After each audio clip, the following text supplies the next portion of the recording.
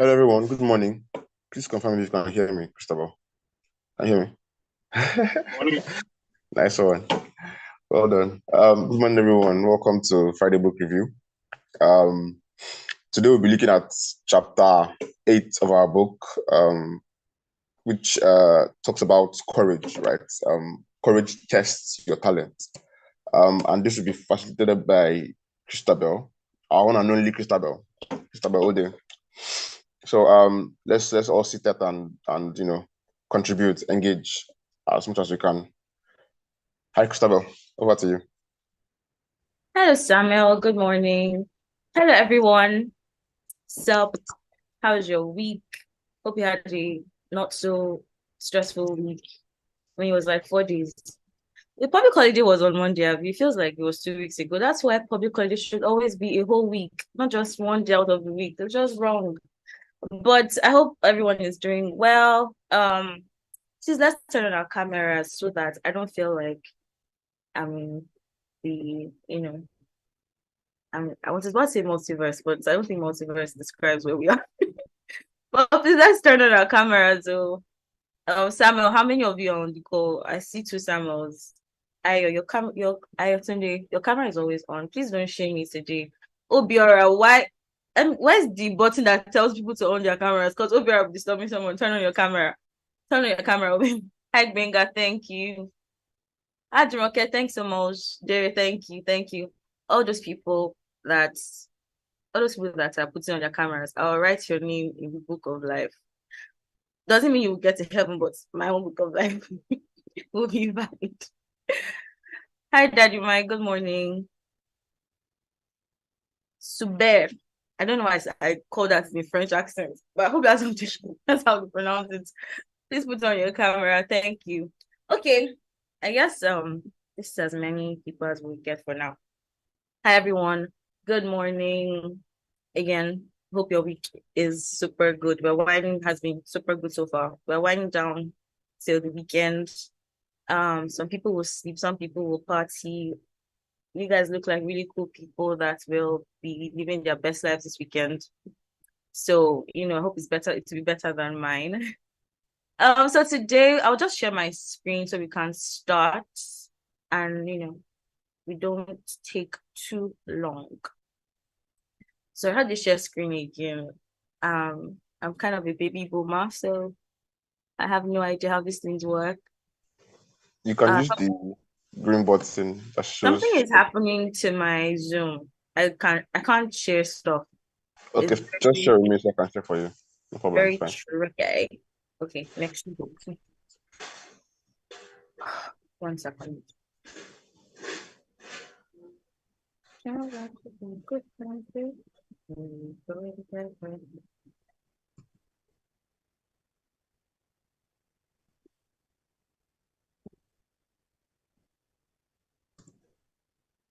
Um,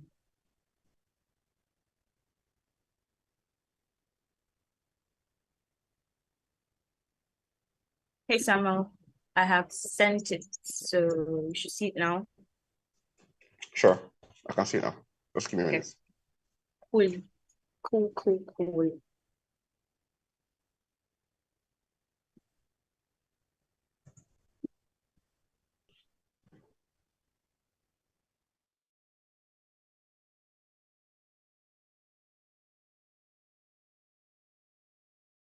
Everyone see my screen, but I'm forgetting I'm not the one sharing.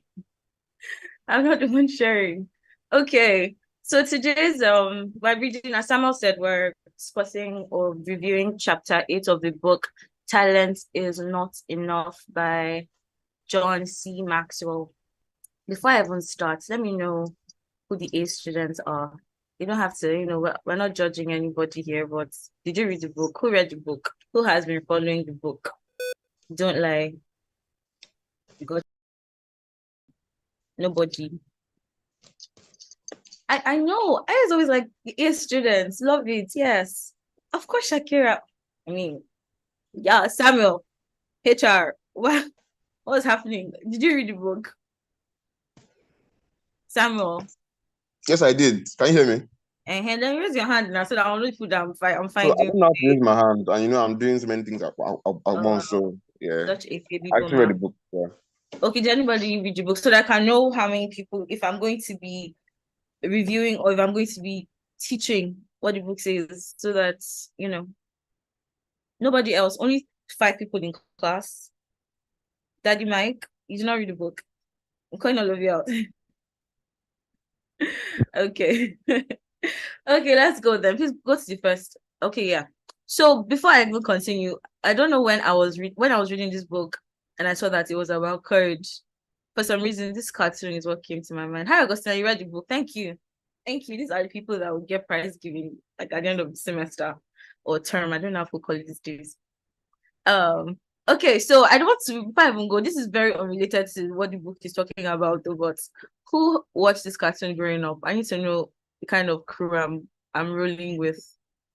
Who knows this cartoon? Courage the Cowardly Dog. Yes, Benga, these are the cool people. Oh God, oh my goodness. Ola, you too. Thank you. I'm rolling with cool people. This is completely unrelated to the book, but when I was reading the chapter, Courage the Cowardly Dog kept coming to my head. In case you guys don't know, I'll just summarize what the cartoon is about. It's about this dog that is always scared of everything. So you know how, as opposed to like a dog being a guard dog, always protecting his owners, he was always scared Recording in of progress. everything. He was always scared of everything. So it was very I found it very interesting because like you're a dog, it's supposed to protect your people. But before, if there's any sound, before he sees what's happening, he has gone to hide. So it was a very strange cartoon, very scary-ish, but not terrible, not terrible. Annoying cartoon, but fun. True, that's true. Toby says she hated the cartoon. Well, it's an acquired taste. Okay, anyway, that was just like an icebreaker. It's good to know that some people are up to date in culture. Please move on to the next slide. So before we even I mean we've started already, but who can explain their own term what courage means? What does courage mean to you? It means that you can't walk up to a girl and twist her. Is that your highest level of courage? Does it mean that your mother is about to slap you, can hold her hand? Is that some level of courage? Like, what does courage mean to you? Exactly. Ola says do it with your full chest. Love it. Who else has a different explanation? What does courage mean to you? Drinking Gary in public, some level of courage, like so many definitions. Like it can't just be the dictionary definition. I mean, come on, you guys. Taking action against all odds. Love it. Um, taking action, okay, do your full chest. I will call names though. I don't know how to be teaching. I'm doing all these things. So I'm like, Jerry, hi, I've not heard your voice before. Or have I? I don't know. What does courage mean to you? Courage. It's more of that unseen push that you get in order to do something that you would probably not want to do on a normal day, or you just have to like stand up and get things done. Just like just like you said about courage is the stupid dog, right? I actually wanted to say that there's a different story to his personal, right? Like more of he's not scared, but he's trying to warn his folks, Okay, well the people that's that true. There was also about that as well. yeah, about the danger that is befalling them, and they don't listen. So he has to he has to come out and act on it. And then why he's called a stupid dog is because the father calls him the man calls him a stupid dog, basically doesn't Dog. like his courage, the stupid dog. So he becomes courageous at the end of the day because his folks don't want to listen. So he acts as the dog of the house, basically. That's that I just point that to courage. That's a very positive outlook to the cartoon because honestly, when I remember the cartoon, I just think of a dog running away all the time. So now you mention it, that's what actually happened. I just remember him running and screaming every time he saw something weird. So the producers need to pay you for defending their honor. Thank you very much. Okay, so people are talking. Akinwale says being scared of doing something but doing it anyway. Very true. Obera says Kinobia, what is this? What I write? Who is UCL? Who is 2012? What's going on? This terminology, I don't even stress me. It's giving me football vibes. I don't even no. Just no. Okay. Okay, I think I've read everyone's comments. Only Obera's one. Obera, you read that one by yourself. Okay, so I went to the internet and I kind of looked at all the definitions of courage, like different versions. Just can you go to the next slide? Samuel. Okay, so these are a couple of definitions that I found. Everyone has given like perfect meanings to what courage is, but just so that my slide can go with my glasses, and it's like I did research. I just added a few definitions to what courage is. So, okay, first of all, courage is a mental or moral strength to venture, persevere, and withstand danger, fear, or difficulty. True. It's the ability to do something that frightens one, strength in the face of pain or grief. Courage is the quality of mind or spirit that enables a person to face difficulty, danger, pain without fear. And it's also the ability to control fear and to be willing to deal with something that is dangerous, difficult, or unpleasant. So I found all this, though they give like English is a very wide something. So they give different words, but everything still has the same, like we can all agree that courage has the same meaning, being able to stand in the face of danger, not running away, not being a wimp. And I like these definitions because it does not not acknowledge that fear is there. You can see in all the definitions that fear is going to be there all the time. You cannot get rid of being afraid. But what do you do with that fear? You see the danger, you see the difficulty. What happens next? Do you checking out? Do you run away? Or do you say, you know what?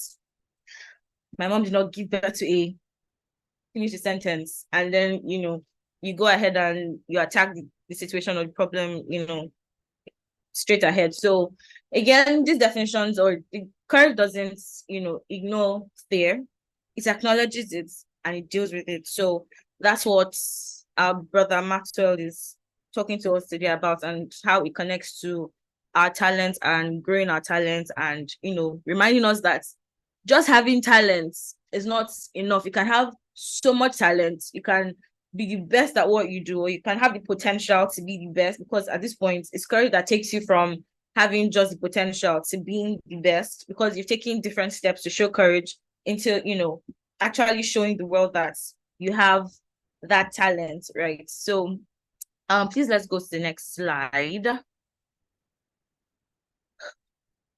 Okay, so this is just an excerpt from the book. Courage is not simply one of the virtues, but the form of every virtue at its testing point. You can do nothing worthwhile without courage. The person who exhibits courage is often able to live without regrets, which is very true.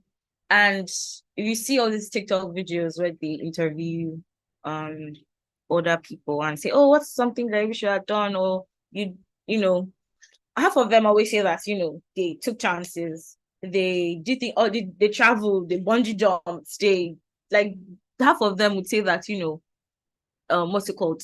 They tell you different things that they were able to do that's helping them not to live without regrets.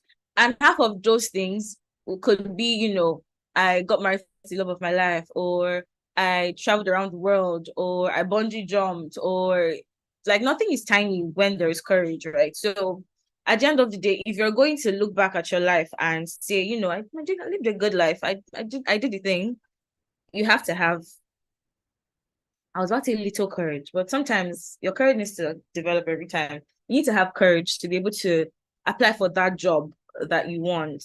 You need to have courage to, to do so many things, because sometimes as humans, we tend to overthink, and you see, hypothetically speaking, you see like some huge job role on LinkedIn that has like president of, and you're like, no, I've only done managerial roles before. I can't do this. I mean, who says you can't? That's when courage is like, let's do this. So in my mind, courage borderlines delusion as well, which we all need sometimes to say, you know what, yes, I am. Oh wow, can everyone hear me? Because everyone seems frozen. Can everyone hear me? Okay, cool. Awesome. Yeah, so for me, I think the courage also borderlines, delusion as well. Just like ignoring everything that's in front of you. Like, I know that I only finished primary 5, but I can't do this university work. It's delusion. It's all in the vibes. So yeah, you can't say you've lived without taking courageous steps. Let's go on to the next one. Next slide, rather.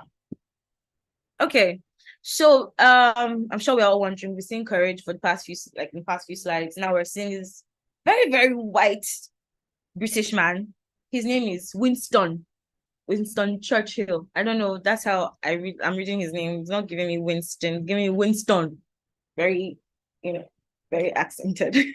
Anyway, this guy looks crazy with his cigarette and his gun. He looks like if he has daughters, he will shoot his daughter's boyfriends. That's the vibe he's giving me.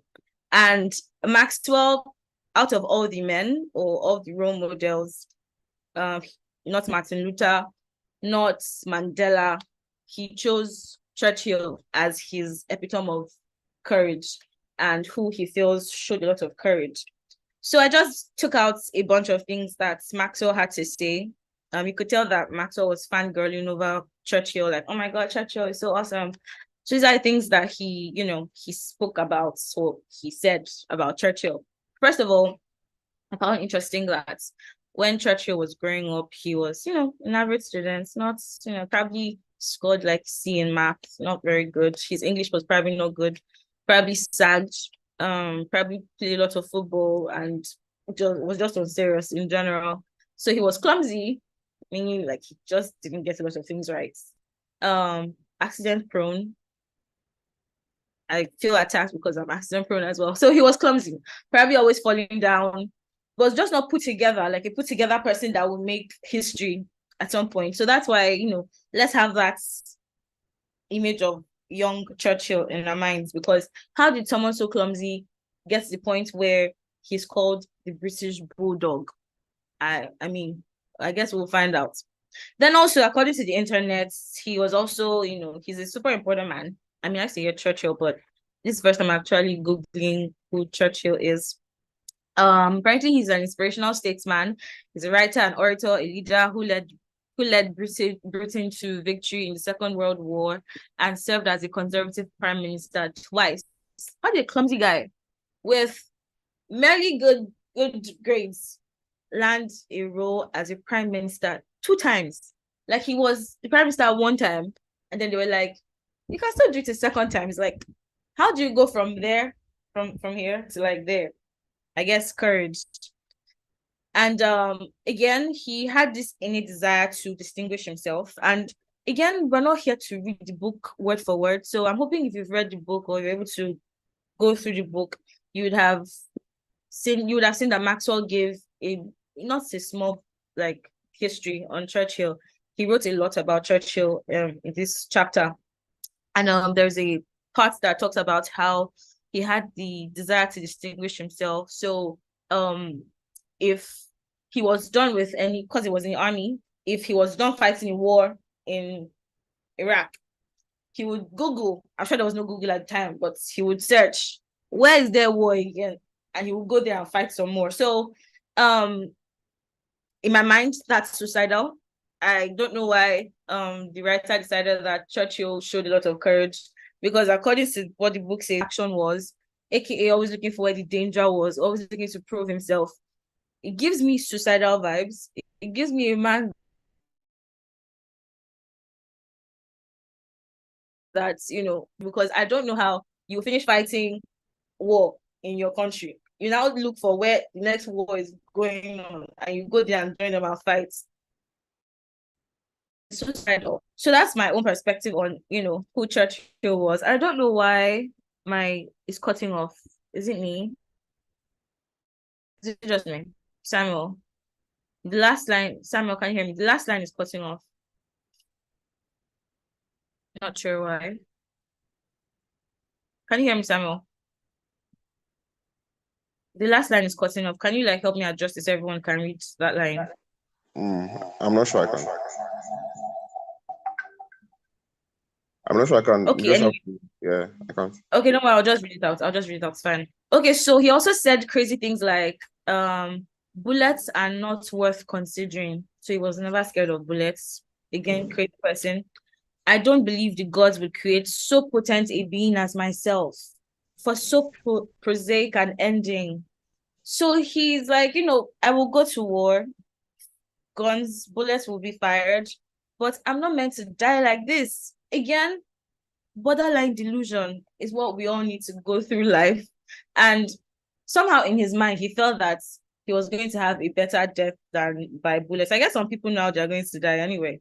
But I still feel like somehow Churchill was bordering delusion, crazy white man, as you can see in his picture with his cigarette and his gun, Hunter's gun. So I don't know if anyone has like thoughts on Churchill and why you think Maxwell thought this guy was like. I guess you can see some reasons why Churchill would be used as an example for courage. But like, do you guys have any other opinion? I'm seeing comments here, but let me just go to Ayotunde because I see his hand is raised. Okay, Christopher, good afternoon. Sorry, good morning. Apologies. So I wanted to ask a question. I mean, I'm seeing a different light in you reviewing the book. Could it actually be that Churchill's talent was actually courage, and not that he had a talent that he added courage to? That's very interesting because I read this part twice, and even to the end of the chapter, I was still thinking, what exactly. I thought the writer was going to like be specific on what this guy's talent was, but I'm guessing again because they kind of when he was introducing Winston, he did say that he had like some slightly fighting skills, like in school he had what's that bougie fights thing, fencing. Yes, he was very good at fencing. He was good with history. There are some things that put him in more strategy. I don't know. I was guessing maybe his talent was like war and fighting. I don't know. That's what I summarized his talent to be, and him being able, him putting himself in situations that required his skill helped him be better. So that's what I got from. I don't know if his talent was being. I mean, I don't know honestly. I just rounded it off to him being a talented soldier. Okay, Jerry, please go ahead. Yeah. So like Michael mentioned, if you actually want to know more about Winston Churchill, you actually can watch Crowns if you want to see it too. Um, he was more of a political genius for one, a war strategist, because he actually sort of quote unquote saved Britain during the World War.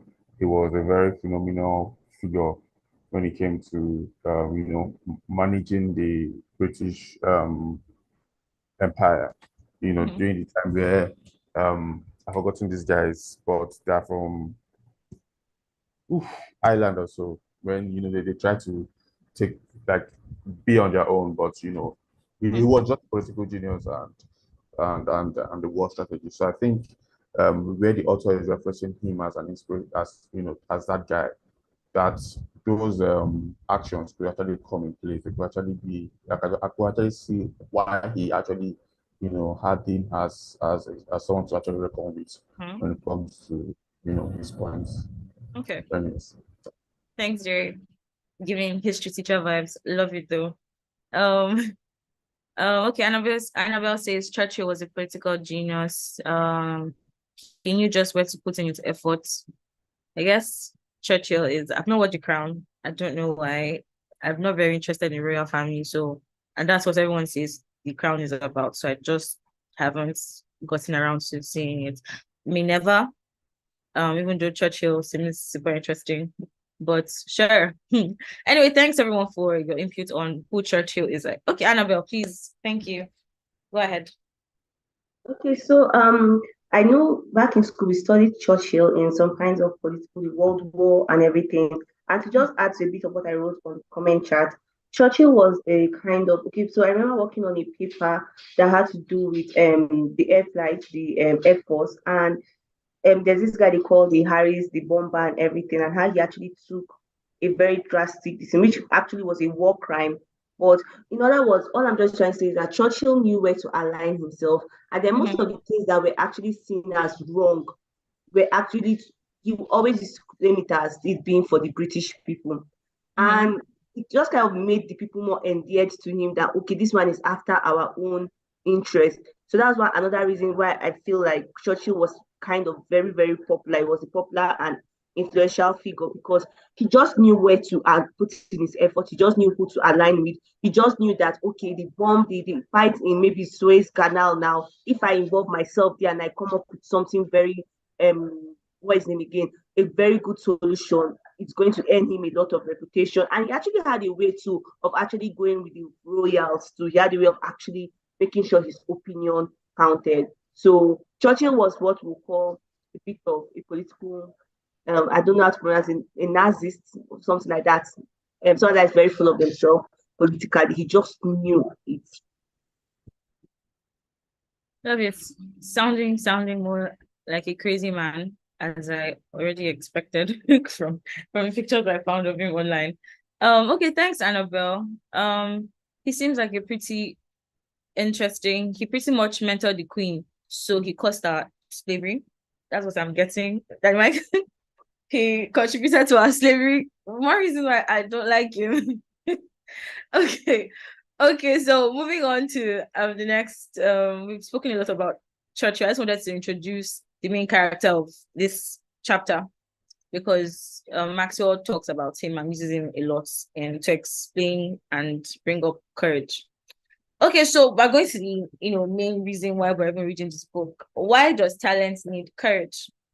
So again, going back to Churchill, this excerpt is from the book. So Winston's first test didn't come when the stakes were so high. They came early. If he hadn't possessed the courage to step up when he was young and untested, he would never have discovered the depth of his talents. Nor would he have been ready when he had to perform on the world's stage.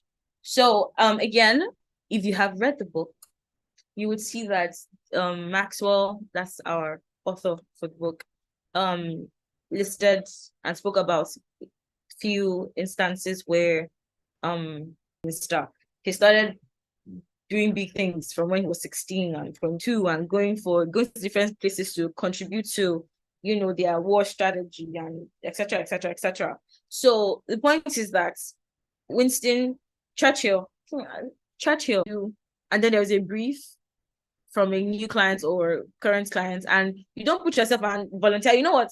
I will handle it. Like, test your talents. Let's see. Like even find out for yourself if you have talent.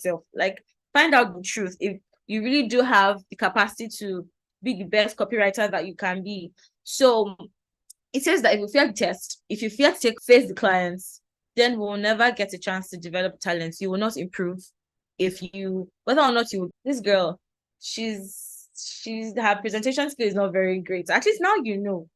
And their feedback does not define you. So you say, okay, you know what? This first presentation wasn't very good. I will go back, I will take my learnings, and I will come back and I'll do it again. And that's courage. There's also courage in taking feedback as well and saying, you know what, it's courage as well. Then the next point is often our tests are much more private and involve an internal battle, but many people find that painful. We will see what's this process for battling this internal battle. In order to grow, we need to face through truths about ourselves, and that is often a difficult process. Finding out, who you are in your process of your self-discovery can be stressful, can be painful.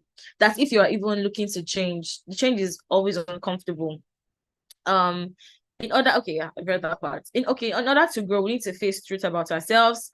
That is often a difficult process. Read that.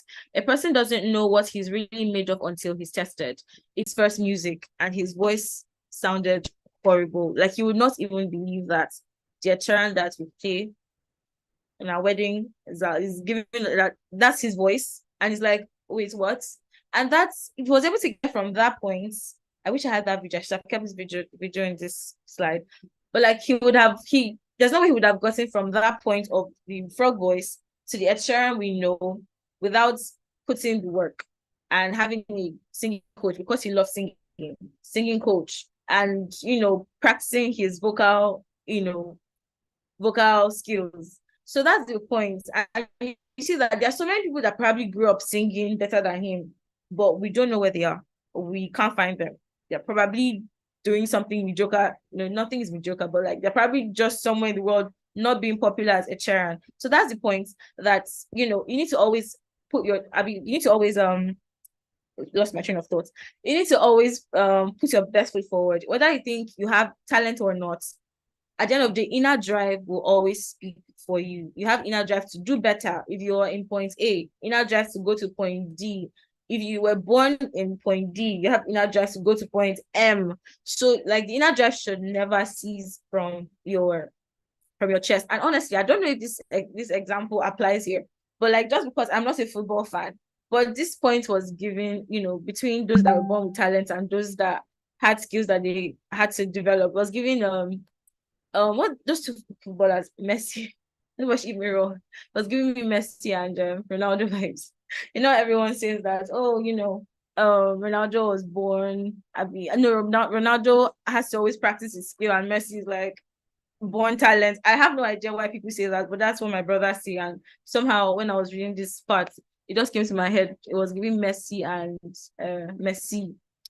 Ronaldo vibes. How you need to practice every time to be better, or you are born with talent, but you still, at the end of it, they all still practice and try to be the best footballers as they can be. Anyway, so that's that for this this part. Does anyone have anything to add quickly before we keep pushing? Okay, someone comments. While I agree that there will always be a better talent than you, would there ever be a better? Oh wow! So do you know you had? Wait, did you say this thing before I said my own comments on football? Tell me something, or was it during? Because if not, why you saying? I actually said it before you brought up the conversation. Yeah. Really? And that design that you just gave us is rubbish. It takes a lot of courage to be able to function in that capacity, whether at home, with your spouse, with your friends, with your colleagues, just to be able to speak up. It takes a lot of courage. And so the book says, map out a course of action and follow it to an end requires some of the same courage that a soldier needs. The opposite of courage isn't cowardice, it is conformity. I found that interesting because my brain, if anyone would have asked, if you're not courageous, you're a coward. But the book has a different perspective and says that if you don't have courage, it doesn't necessarily mean you're a coward. It just means that you decided, what, I'm just not going to make big moves. I'm just not going to question the norm. I would just be and let things go as it's going, and that's not how the world is changed. You just following. Okay, you guys are still fighting. Okay, cool stuff.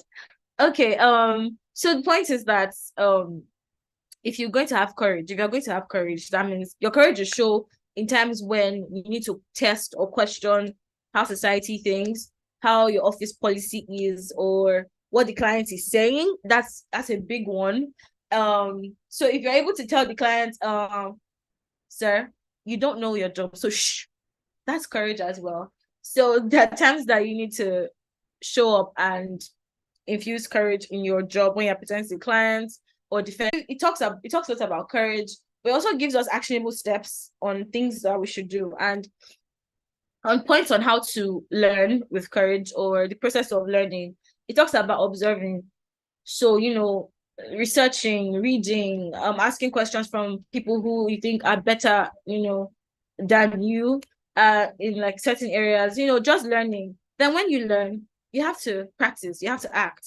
So it's not just, again, don't learn in theory because it stays in your brain. You need to actually let your whole body, your hands, your mind, let everything put everything you've learned to action. Then you evaluate. After you're done acting, you're like, did I do it well? Did I not do it well? It was rubbish. Then, move on. Then you readjust, go back to your drawing board. I have done it. I have evaluated. I need to adjust point A, point B. When you're done readjusting, you go all the way back to doing it again. And then when you do it again, you start again, you evaluate. If it's rubbish, you readjust it, go back again to, to point two, maybe even point one again, and you go back to researching as well. So that's how you learn. And you can only learn and have the courage to repeat the steps, or you can only be able to repeat the steps if you have courage, because you are willing to, improve your talent or what you think your talent is. Okay, on to the next, please. Let's go to the next slide. I have 5 minutes.